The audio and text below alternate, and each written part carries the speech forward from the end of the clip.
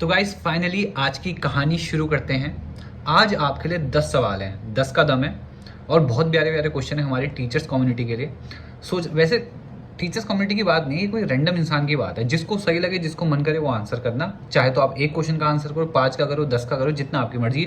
भूजो तो जाने वाली पहेली टाइप है, ठीक है। पहेली की तरह लेंगे हम, इसको किताबी चीज़ें नहीं बनानी है। खेलते हैं। पहला सवाल, मैं क्वेश्चन रीड करूंगा, फिर आपसे बात करूंगा उसके ऊपर, फिर ऐसे करके 10 क्वेश्चन है।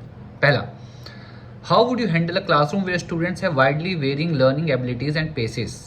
ऐसी क्लास को आप कैसे हैंडल करोगे जहाँ पे सब बच्चों की पढ़ने की क्षमता अलग है और जनरली जो होता ही है। तो क्या करते हो आप ऐसा, मतलब क्या आइडिया क्या रखते हो, ठीक है। दूसरा सवाल, what strategies can you use to manage disruptive behaviour without discouraging the child. ये बड़ा अच्छा है। एक बच्चा आ गया जो बार बार आपको टोक रहा है, परेशान कर रहा है, आप पढ़ा रहे हो तो बात कर रहा है, ऐसे ऐसी चीज़ें हो रही हैं, आपको पता है ये होता ही है क्लास में, है ना। तो ऐसे केस में आप करते क्या हो, उस बच्चे के साथ कैसे डील करते हो, ठीक है। और मेन अच्छा, क्वेश्चन का मेन आइडिया है कि उसको डिस्करेज नहीं करना है। मतलब आपको करना है करो, बट बच्चे को ऐसे डिस्करेज नहीं करना, उसको फील लो नहीं करवाना, ठीक है।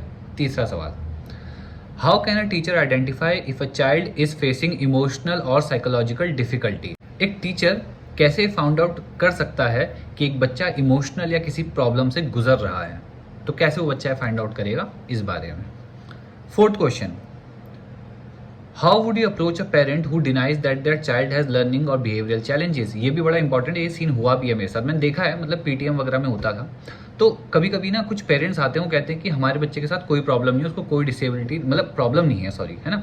बट कभी कभी आप फाइंड आउट करते हो एज ए टीचर कि हाँ इसको एक पर्टिकुलर चीज़ में ये दिक्कत हो सकती है। देखो प्रॉब्लम है, कोई डिसेबल हम किसी को नहीं घोषित करें, बट आपको दिख सकता है ना कि ये बच्चे को यहाँ पे लर्निंग डिफिकल्टी है, पर पेरेंट्स उसको ना माने और वो आपको कहेंगे इसके मार्क्स क्यों नहीं आते या ये वो सब चीज़ें। तो आप क्या करोगे ऐसे सिचुएशन, कैसे कंसोल करोगे और कैसे सिचुएशन को सामने रखोगे, ठीक है। Next question, What adaptation would you like to include a child with special needs in your regular classroom activities? ये भी अच्छा है। आपकी रेगुलर क्लासरूम एक्टिविटीज़ में एक स्पेशल नीड्स वाले बच्चे को आप कैसे मैनेज करवाओगे, ठीक है।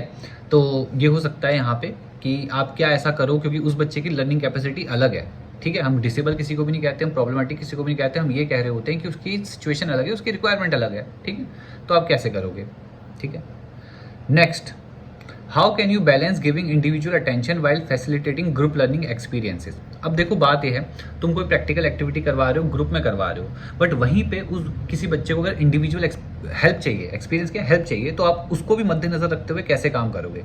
क्योंकि काम आपको ग्रुप एक्टिविटी में करना है, तो उस इंडिविजुअल बच्चे, क्योंकि हो सकता है ना दूसरा बच्चा बोले मेरे पे ध्यान नहीं दिया, सब बोले मेरे पे, और होता है बच्चे हैं छोटे, आपस में ऐसे ऐसे कभी कभी हो जाता है उनके बीच में, ठीक है। What methods would you use to create an inclusive classroom environment for children from diverse cultural and linguistic background.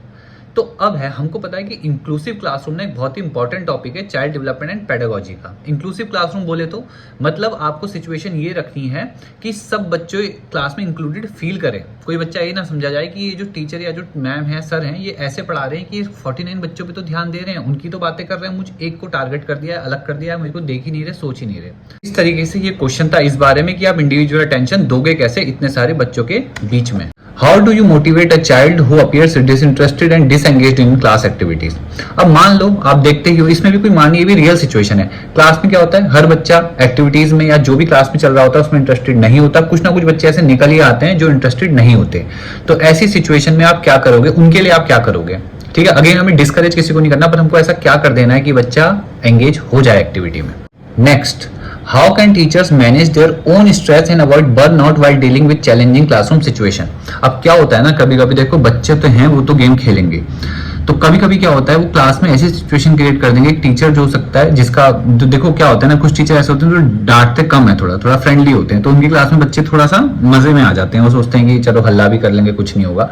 ऐसे सिचुएशन में क्या डील करें, क्या ऐसा करें या कहें जिससे कि बच्चे आपकी बात सुने और चुप रहें और काम करें ढंग से, है ना।